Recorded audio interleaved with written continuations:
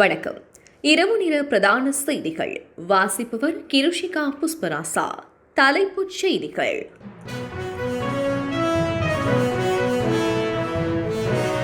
Covid தொற்றுக்குள்ளான சிறுவர்களுக்கு புதிய வகை நோய் எச்சரிக்கும் வைத்தியர்கள். இலங்கையில் இதுவரை 2.4 மில்லியனுக்கும் அதிகமானவர்களுக்கு கோவிட் தடுப்பூசி செலுத்தப்பட்டுள்ளது. மட்டக்களப்பு கிரான்குளம் கடற்கரையில் உயிரிழந்த நிலையில் கடலாமைகள் டால்பின் மீன் கரையொதுங்கியுள்ளன.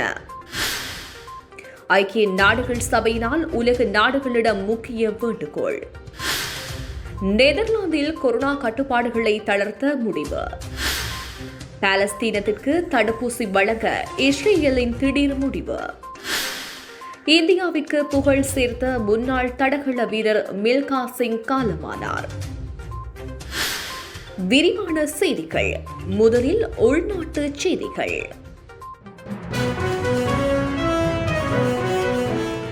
கோவிட் தொற்றுக்குள்ளான சிறுவர்களுக்கு புதிய வகை நோய் எச்சரிக்கும் வைத்தியர்கள். கோவிட்-19 வைரஸ் தொற்றுக்குள்ளான சிறுவர்களுக்கு மிகவும் அவதானமான நிலைக்கு உட்படுத்தப்பட்டுள்ளதாக பொருள ரிஷ்வே ஆர்யா சிறுவர் வைத்தியசாலையின் விசேட வைத்தியர் நளின் கிதுல்வத தெரிவித்துள்ளார். கோவிட் வைரஸ் தொற்றுக்குள்ளாகி 2 தொடக்கம் 6 வாரங்களுக்கு பிறகு குழந்தைகளுக்கு புதிய நோயொன்று உருவாக்குவதாக அவர் கூறியுள்ளார். குழந்தைகளுக்கு அறியாமலேயே இந்த நோய்க்கு ஆளாகின்றமை என்பது ஒரு மோசமான நிலை எனவும் அவர்கள் தெரிவித்துள்ளனர். இதுவரையில் 8 முதல் 15 வயதுக்குட்பட்ட 6 குழந்தைகள் இந்த நோய்க்கு உட்படுத்தப்பட்டு கொழும்பு ரிச்வே வைத்தியசாலையின் தீவிர சிகிச்சை பிரிவில் அனுமதிக்கப்பட்டுள்ளதாகவும் அவர் தெரிவித்துள்ளார். காய்ச்சல், கடுமையான உடல் வலிகள், வாந்தி, வயிற்றுவலி, வயிற்றுப்போக்கு மற்றும் கண்கள் சிவத்தல் ஆகியன இந்த நோயின் முக்கிய அறிகுறிகள் என்பதுடன் இது இதயத்தை பாதித்து குறைந்த இரத்த அழுத்தம் காரணமாக குழந்தை உயிரிழக்க நேரிடுவது இதன் ஆபத்தான நிலை எனவும் அவர் தெரிவித்துள்ளார். இந்த நிலையை மிகவும் பாரதூரமானது என்று அவர் தெரிவித்துள்ளார். இது 2020ஆம் ஆண்டு ஏப்ரல் மாதத்தில் இங்கிலாந்தில் கண்டறியப்பட்ட ஒரு புதிய நோய் எனவும் அவர் தெரிவித்துள்ளார். இலங்கையில் இதுவரை 2.4 மில்லியனுக்கும் அதிகமானவர்களுக்கு கோவிட் தடுப்பூசி செலுத்தப்பட்டுள்ளது. இலங்கையில் இதுவரை 4 மில்லியன் தடுப்பூசிகள் இறக்குமதி செய்யப்பட்டுள்ளதாகவும் அத்துடன் ஜூலை மாதமளவில் மேலும் 4 மில்லியன் தடுப்பூசி நாட்டை வந்தடைய உள்ளதாகவும் அரசு தரப்பினால் தெரிவிக்கப்பட்டுள்ளது. இன்று காலை வரை நாட்டில் இதுவரை 24,30,811 பேருக்கு கோவிட் தடுப்பூசியின் முதலாவது டோஸ் போடப்பட்டுள்ளதாக தொற்று நோயியல் பிரிவு குறிப்பிட்டுள்ளது. சுகாதார அமைச்சின் தொற்று நோயியல் பிரிவு அறிக்கையொன்றை வெளியிட்டு இதனை குறிப்பிட்டுள்ளது. இதற்கமைய நேற்றைய தினத்தில் மாத்திரம் 22,419 பேருக்கு சீனாவின் சைனோஃபார்ம் தடுப்பூசியின் முதலாவது டோஸ் போடப்பட்டுள்ளது. மேலும் சைனோஃபார்ம் தடுப்பூசியின் 2வது டோஸ் நேற்று 34,476 பேருக்கு போடப்பட்டுள்ளதாக தொற்று நோயியல் பிரிவு குறிப்பிட்டுள்ளது. இதேவேளை நேற்றைய தினம் 1,258 பேருக்கு கோவிஷீல்டு தடுப்பூசியின் 2வது டோஸ் போடப்பட்டுள்ளது. இதற்கமைய இதுவரை 3,57,868 பேருக்கு கோவிஷீல்டு தடுப்பூசியின் 2வது டோஸ் போடப்பட்டுள்ளது.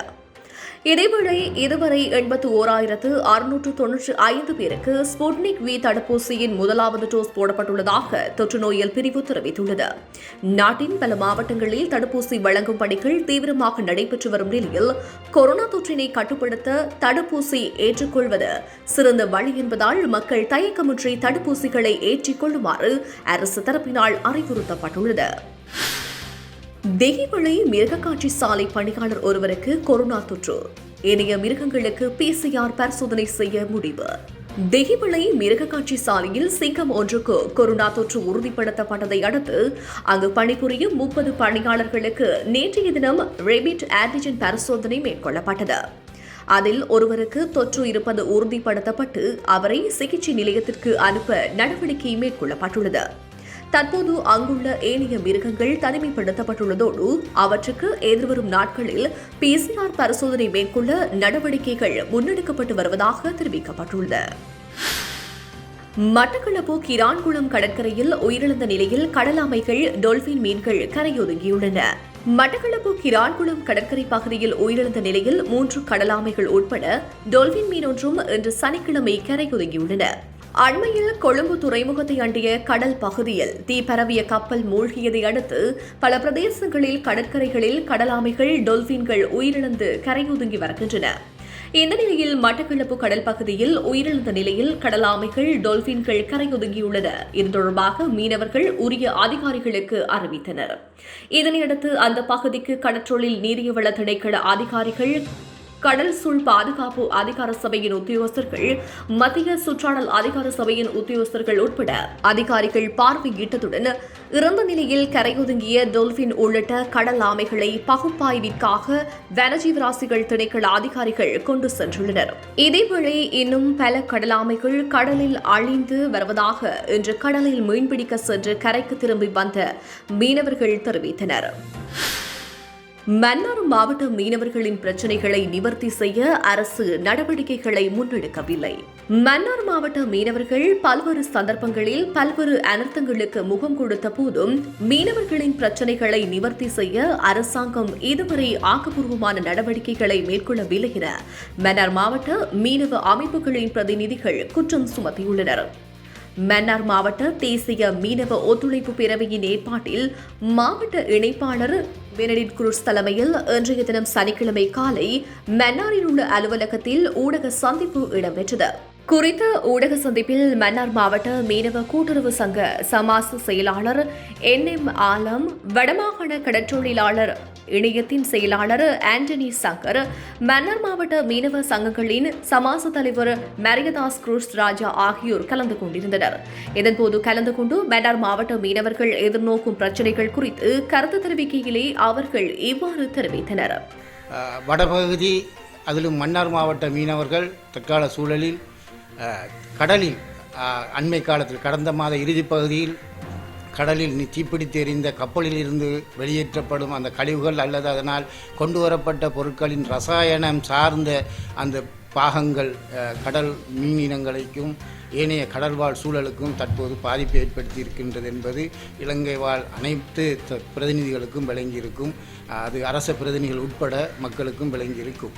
இதனால் முற்றுமுழுதாக பாதிக்கப்பட போவது இந்த இலங்கை வாழ் மீனவர்கள், குறிப்பாக இந்த தென்பகுதி சார்ந்த கடல் சார்ந்த உயிரினங்கள் அழிவடைந்து இன்று மன்னார் மாவட்டத்திலும் அது கரையொதுங்கக்கூடிய சூழ்நிலை ஏற்பட்டிருக்கின்றது. அவர் மேலும் தெரிவிக்கையில், கடந்த மாதம் இறுதி பகுதியில் கொழும்பு கடற்பரப்பில் தீப்பிடித்த நிலையில் மூழ்கடிக்கப்பட்ட கப்பலில் இருந்து வெளியாகும் ரசாயன கழிவுகளினால் கடல்வாழ் உயிரினங்களுக்கு பாரிய பாதிப்பை ஏற்படுத்தி இதன் மூலம் இலங்கையின் அனைத்து மீனவர்களும் பாதிக்கப்பட்டுக் கொண்டிருக்கின்றார்கள்.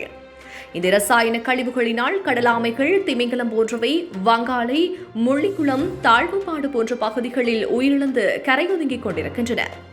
இன்னும் எவ்வளவு காலத்திற்கு எமது கடல் வளங்கள் பாதிக்கப் போகின்றது? இதனால் மீனவர்களின் நிலை என்ன என்பதை பற்றி சிந்திக்காமல் இந்த அரசாங்கம் மெத்தன போக்கை கடைபிடித்துக் கொண்டிருக்கின்றது. அத்துடன் இந்த பயணத்தடை மூலம் பாதிப்பிற்கு உள்ளான மக்களை பாதுகாப்பதற்கு அரசு எந்த நடவடிக்கையும் எடுக்கவில்லை. எரிபொருள் விலையேற்றத்தால் மீனவர்களும் அனைத்து மக்களும் பாதிக்கப்பட்டுள்ளனர். இந்த நிலையில் மேலும் பல அத்தியாவசிய பொருட்களின் விலையினை அதிகரிப்பதற்கு ஆலோசனை நடந்து வருவதாகவும் அறிகின்றோம். மேலும் கடந்த சில மாதங்களுக்கு முன்பு ஏற்படுத்தப்பட்ட புயல் காரணமாக பாதிக்கப்பட்ட மீனவர்களுக்கு இன்னும் நிவாரணம் வழங்கப்படவில்லை. மீனவர்கள் செய்த சொந்த காப்புறுதிகளுக்கு கூட இன்னும் இழப்பீடுகள் வழங்கப்படவில்லை என குற்றம் சாட்டியுள்ளனர். உலக செய்திகள். நெதர்லாந்தில் கொரோனா கட்டுப்பாடுகளை தளர்த்த முடிவு. நெதர்லாந்தில் கணிசமான அளவு கொரோனா தொற்று குறைந்துள்ளமையால் அந்நாட்டில் எதிர்வரும் 26ஆம் தேதி முதல் கட்டுப்பாடுகளை தளர்த்தவுள்ளதாக அந்நாட்டு பிரதமர் மார்க் ரட்டே தெரிவித்துள்ளார். 1.5 மீட்டர் சமூக இடைவெளியை பின்பற்றுவதை தவிர ஏனைய கட்டுப்பாடுகள் தளர்த்தப்படுவதாக அறிவிக்கப்பட்டுள்ளது. அதன்படி எதிர்வரும் 26ஆம் தேதி முதல் அமுலாக இருக்கும் ஊரடங்கு தளர்வுகளின்படி கடைகளை மூடுவதற்கான நேரத்திற்கு வரையறை இல்லை, மதுபானத்திற்கு தடையில்லை, கொரோனா தடுப்பூசி போட்டுக் கொண்டவர்கள் இரவு நேர சிறப்பு உணவகங்கள் செயல்படலாம், அதிகமானவர்கள் ஒன்று கூடும் இடங்களில் கொரோனா பரிசோதனைகள் செய்யும் கொரோனா செக் செயலியை பின்பற்றி திரையரங்குகள், அருங்காட்சியகங்களில் கூடும் நபர்களை அனுமதிக்கலாம் என்று தெரிவிக்கப்பட்டுள்ளது. ஐக்கிய நாடுகள் சபையினால் உலக நாடுகளிடம் முக்கிய வேண்டுகோள். நேற்று நடைபெற்ற ஐக்கிய நாடுகள் சபையின் பொதுக்கூட்டத்தின் போது அதன் முக்கிய அதிகாரிகளினால் உலக நாடுகளுக்கு முக்கிய வேண்டுகோள் ஒன்று முன்வைக்கப்பட்டுள்ளது. அதன் பிரகாரம் மியன்மாருக்கு ஆயுதங்கள் வழங்குவதை நிறுத்துமாறு ஐக்கிய நாடுகள் சபை கோரியுள்ளது. கடந்த பிப்ரவரி மாதம் முதல் அந்நாட்டு ஜனநாயக ஆட்சியை ராணுவம் கைப்பற்றி தற்போது அராஜக ஆட்சியினை மேற்கொண்டு வருவதால் இந்த தீர்மானம் எடுக்கப்பட்டதாக தெரிவிக்கப்பட்டுள்ளது. இதற்கு 119 நாடுகள் ஆதரவு தெரிவித்துள்ளதுடன் பெலராஸ் நாடு மாத்திரமே எதிர்ப்பு தெரிவித்துள்ளது. மியன்மாருக்கு ஆயுதங்களை வழங்கும் முக்கிய நாடுகளான ரஷ்யா மற்றும் சீனா உட்பட 36 நாடுகள் தங்கள் கருத்துக்களை வெளியிடுவதை தவிர்த்தன. எனவே ஐக்கிய நாடுகள் சபை மியன்மார் ராணுவத்திடம் முக்கிய கோரிக்கைகளை முன்வைத்துள்ளது. மீண்டும் ஜனநாயக ஆட்சியினை மேற்கொள்ள வழிவகுக்குமாறும் மக்கள் துன்புறுத்தாது ஜனநாயக முறையில் அனைவருக்கும் சம உரிமையை வழங்குமாறு கோரிக்கை முன்வைக்கப்பட்டுள்ளது. பாலஸ்தீனத்திற்கு தடுப்பூசி வழங்க இஸ்ரேலின் திடீர் முடிவு. அண்மையில் இஸ்ரேலில் புதிய கூட்டணி ஆட்சி அமைக்கப்பட்டு பிரதமராக நத்தாலி பெர்னட் பதவியேற்றுள்ளார். இதற்போது இஸ்ரேலில் இருந்து பாலஸ்தீனத்துக்கு 1 மில்லியன் தடுப்பூசிகள் வழங்கப்பட உள்ளதாக திடீர் முடிவு எடுக்கப்பட்டுள்ளது. நேற்றைய தினம் இஸ்ரேல் அரசு வெளியிட்டுள்ள அறிக்கையில் பாலஸ்தீனத்தின் காசா கிழக்கு கடற்கரை பகுதி மற்றும் காசா பகுதியிலும் 4.5 மில்லியன் மக்கள் வாழ்கின்றனர். அவர்களில் 1 மில்லியன் மக்களுக்கு ஃபைசர் தடுப்பூசி வழங்கப்படும் என்றும் அறிவித்துள்ளது. காசாவின் பல பகுதிகள் இஸ்ரேலின் கட்டுப்பாட்டிலும் உள்ளன. எனவே இந்த பகுதிகளுக்கு இஸ்ரேல் தடுப்பூசிகள் வழங்க வேண்டும் என்றும் கோரிக்கைகள் முன்வைக்கப்பட்டன. இதன்பின் 2 நாடுகளுக்கும் இடையில் ஒப்பந்தம் ஒன்று மேற்கொள்ளப்பட்டு இந்த முடிவு எடுக்கப்பட்டுள்ளது. அந்த ஒப்பந்தத்தில் தற்போது இஸ்ரேல் வழங்கும் தடுப்பூசிகளை பாலஸ்தீனம் மீள திரும்பி அளிக்கும் என்று குறிப்பிடப்பட்டுள்ளதாக அந்நாட்டு தகவல்கள் தெரிவிக்கின்றன. இஸ்ரேலின் மக்கள் தொகையில் தடுப்பூசி செலுத்தப்பட வேண்டிய அனைவருக்கும் தடுப்பூசி செலுத்தப்பட்டுள்ளமையால் அனைத்து கட்டுப்பாடுகளும் தளர்த்தப்பட்டுள்ளமை குறிப்பிடத்தக்கது. அமெரிக்காவில் இதுவரை 30 கோடி பேருக்கு தடுப்பூசி ஏற்றப்பட்டுள்ளது. ஜோ பைடன் தெரிவிப்பு.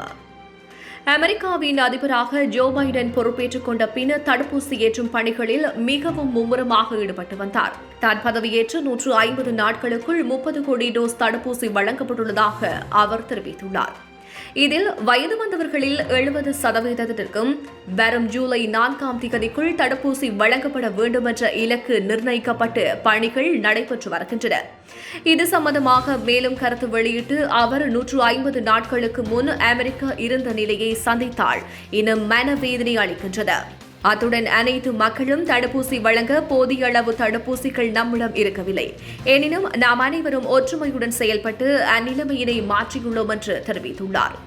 அமெரிக்காவில் ஃபைசர், மாடர்னா, ஜான்சன் அண்ட் ஜான்சன் ஆகிய தடுப்பூசிகள் மக்களுக்கு ஏற்றப்பட்டு வருகின்றமை குறிப்பிடத்தக்கது. 1 கிலோ மாம்பழத்தின் விலை 6,75,000 ரூபாய். காவலுக்கு 4 நபர்கள் 6 நாய்கள். உலகின் மிக விலையுயர்ந்த மாம்பழமாக கருதப்படும் ஜப்பானின் மியாஷாகி மாம்பழம் சிவப்பு நிறத்தில் சூரியனுக்கு ஒத்த நிறத்தில் காணப்படும் என்று உலகளவில் மிகவும் மவுசு அதிகமான மாங்காய் என்று தகவல்கள் தெரிவிக்கின்றன. இந்தியாவில் இந்த மாம்பழம் கடந்த ஆண்டு இந்திய மதிப்பின்படி 1 கிலோ 2.7 லட்சம் ரூபாய்க்கு விற்பனையாகியுள்ளது. இலங்கை மதிப்பின்படி 6,75,000 ரூபாய். மத்திய பிரதேசம் மாநிலத்தின் ஜாம்பூரில் மாம்பழ தோட்டம் வைத்திருப்பவர்கள் சங்கல் பரிகார் என்ற தம்பதிகள் தாங்கள் இந்த மாம்பழத்தின் மதிப்பு அறியாமலேயே தங்களுடைய பள்ளத்தோட்டத்தில் பயிரிட்ட மாம்பழம் மரக்கன்றுகள் ஜப்பானின் மியாஷாகி மாம்பழ வகையைச் சேர்ந்தது என்பதை அறிந்தும் ஆச்சரியம் அடைந்தனர். தங்கம் மற்றும் வெள்ளி நகைகளை விட அதிக விலைக்கு விற்கப்படுகின்றன என்பதை அறிந்தும் இன்னும் ஆச்சரியப்பட்டுள்ளனர். இந்தியாவில் அதிலும் அரிதாக விளையும் இம்மாம்பழங்கள் உலகளவில் நல்ல விலைக்கு செல்வதாக தெரிவிக்கப்படுகின்றது. இந்த வருடம் அவர்களின் பழத்தோட்டத்தில் விலையுயர்ந்த மாம்பழ மரங்களில் 7 மாம்பழங்கள் காய்த்துள்ளதாகவும் அதனை திருடர்களிடமிருந்து காப்பாற்றிக் கொள்ள 4 நபர்களையும் 6 நாய்களையும் 24 மணி நேரமும் பாதுகாப்புக்கு அமர்த்தியுள்ளனர். கடந்த வருடம் தங்களது தோட்டத்தில் விளைந்த மியாஷாகி மாம்பழங்கள் கள்வர்கள் திருடியதால் இவரிடம் இவ்வாறான பாதுகாப்பு ஏற்பாடு செய்துள்ளதாக அவர்கள் தெரிவித்துள்ளனர். சென்னைக்கு விஜயம் ஒன்றினை மேற்கொண்டு தங்கள் ஊருக்கு திரும்பிய போது அவர்களுக்கு இம்மாமரக் கன்றுகளை அவர்கள் நண்பர்கள் ஒருவர் பரிசாக வழங்கியதாகவும் அவரின் தாயின் பெயரை இம்மரங்களுக்கு வைத்துள்ளதாகவும் தெரிவித்துள்ள அவர்கள் இம்முறை பழங்களை விற்கும் எண்ணம் இல்லை எனவும் பழங்களின் விதைகள் மூலம் மேலும் பல மரங்கள் நடுவதற்கு எண்ணியுள்ளதாகவும் தெரிவித்துள்ளனர். விளையாட்டுச் செய்திகள். இந்தியாவிற்கு புகழ் சேர்த்த முன்னாள் தடகள வீரர் மில்கா சிங் காலமானார். இந்தியாவின் உருவான மிகச்சிறந்த தடகள வீரராக கருதப்படும் மில்கா சிங் கடந்த மாதம் கொரோனா தொற்றுக்கு இலக்காகி சிகிச்சை பெற்று குணமடைந்தாலும் 91 வயதான அவருக்கு சுவாபக் கோளாறு இருப்பதாக வைத்தியர்கள் தெரிவித்தனர்.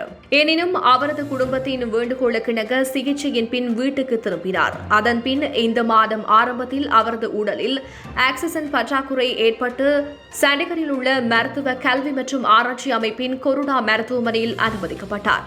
அங்கு அவருக்கு அதிதீவிர சிகிச்சை பிரிவில் சிகிச்சை அளிக்கப்பட்டு வந்தது. இந்நிலையில் சிகிச்சை பலனின்றி நேற்றைய தினம் இரவு 11:30 மணியளவில் அவர் உயிரிழந்ததாக அறிவிக்கப்பட்டுள்ளது. இந்தியாவின் சார்பில் 1958 காமன்வெல்த் போட்டிகளில் 400 மீட்டர் ஓட்டப் போட்டியில் மில்கா சிங் தங்கம் வென்றார். சுதந்திர இந்தியாவிற்கு காமன்வெல்த் போட்டிகளில் முதல் தங்கப்பதற்கு பெற்றுக் கொடுத்த இவர் 1960 மற்றும் 1964 கோடைக்கால ஒலிம்பிக் போட்டிகளிலும் இந்தியா சார்பாக பங்கு பெற்றினார். யூரோ கிண்ண கால்பந்தாட்ட போட்டி கள நிலவரங்கள்.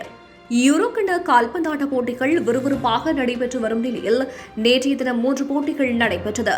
முதலில் நடைபெற்ற போட்டியில் ஸ்வீடன் மற்றும் ஸ்லோவாக்கியா அணிகள் மோதின. இப்போட்டியில் 1-0 என்ற அடிப்படையில் ஸ்வீடன் அணி வெற்றி பெற்றது. இரண்டாவது போட்டியில் குரோஷியா மற்றும் செக் ரிபப்ளிக் அணிகள் மோதின. இப்போட்டியில் 1-1 என்ற அடிப்படையில் வெற்றி தோல்வியின்றி சமநிலையில் முடிவடைந்தது. 3 போட்டியூடாக நடைபெற்ற இங்கிலாந்து மற்றும் ஸ்கொட்லாந்துக்கு இடையிலான போட்டியில் இங்கிலாந்து பெற்றால் 2ஆம் சுற்றுக்கு தகுதி பெறும் நிலையில் களம் கண்டது. எனினும் பலம் வாய்ந்த இங்கிலாந்து அணிக்கு ஸ்கொட்லாந்து அணி சவாலாக இருந்தது. இறுதியில் 2 அணிகளுமே கோல் போடாமல் 0-0 என்ற அடிப்படையில் போட்டி சமநிலையில் முடிவடைந்தது. எனவே இங்கிலாந்து அணி 2ஆம் சுற்றுக்கு முன்னேற அடுத்த போட்டியில் வெற்றி பெற வேண்டிய கட்டாயத்தில் உள்ளது. இன்றைய தினம் ஹங்கேரி எதிர் பிரான்ஸ், போர்த்துகல் எதிர் ஜெர்மனி போட்டிகள் நடைபெறவுள்ளன. போர்த்துகல் எதிரான இப்போட்டியில் ஜெர்மனி அணி தோல்வியுறும் சந்தர்ப்பத்தில் யூரோ கிண்ண தொடரில் இருந்து வெளியேறும் நிலை ஏற்படும். இத்துடன் தமிழோசை செய்திகள் நிறைவு பெற்றன. உடனுக்குடன் செய்திகளை அறிந்து கொள்ள தமிழோசையோடு இணைந்திருங்கள். வணக்கம்.